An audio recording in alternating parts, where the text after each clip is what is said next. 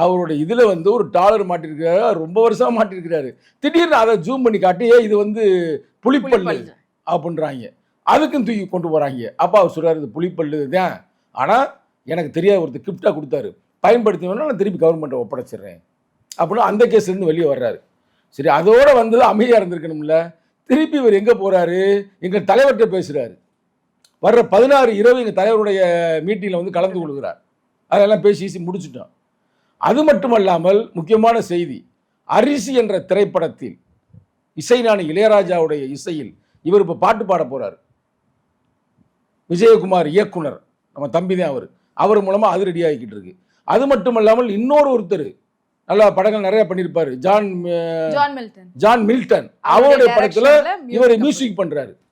இன்னமும் பெரிய பெரிய ஆட்கள்லாம் பேசி கொண்டு இருக்கிறார்கள். அன்பு தம்பி ரஞ்சித் பேசுகிறாப்புல, மாரி செல்வராஜ் பேசுகிறாப்புல. இப்போ அது ஏதோ ப்ராசஸ் போய்கிட்டு இருக்கு வச்சுங்களேன். அப்போ இவருடைய கருத்துக்கள் வந்து நாலா பக்கம் பரவிக்கிட்டு இருக்கு. சரி, இப்போ என்ன செய்யலாம்? ஏன்னா நான் முதல் நாளே அவர் சந்திக்கும் சொன்னேன், தம்பி நீ எதிர்க்கிற ஆள் சாதாரண ஆட்கள் அல்ல. நீ பாட்டுக்கு அவனுக்கு தம்புரான் இல்லை, மயிர் இல்லை, அது இல்லைன்னு பாடுற, உலக அரசியல் பேசுகிற, பெண்கள் விடுதலை பற்றி பேசுகிற, சதாம் ஹுசேனுக்கு சப்போர்ட்டாக பேசுகிற, இந்த பக்கத்து பார்த்தா பாலஸ்தீனுக்கு சப்போர்ட்டாக பேசிக்கிட்டு இருக்கிற, இது மாதிரி நீ பேசிக்கிற, மோடியை வேற எதுக்குற, ரொம்ப சிக்கல் தம்பின்ட்டு நான் அப்பயே சொல்லிட்டு தாங்க வந்தேன். திருச்சூரில் இவர் இருக்கிறாரு, இவருக்கு எந்த பாதுகாப்புமே இல்லை.